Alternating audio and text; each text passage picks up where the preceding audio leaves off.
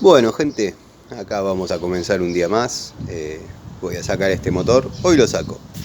No sé cuánto le voy a poner, no sé cuánto voy a poder dedicarle de tiempo, dado que tengo otras cosas para hacer, pero hoy el motor va a estar afuera. No puedo seguir dilatándola, tengo que ir a adaptarlo a la TSX. Si bien es el mismo motor, lo que pasa que, bueno, como todos saben, la TSX tenía un motor Indenor colocado, entonces, bueno, modificaron todo lo que es las patas y esas cosas.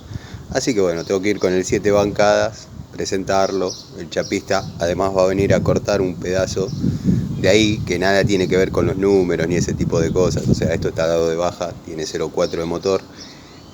Pero bueno, está podrido en esa parte y lo vamos a cortar un pedazo de este y vamos a soldárselo a la TSX. Así que bueno, nada, quería que lo vean armadito, así después ven cómo lo empiezo a desarmar.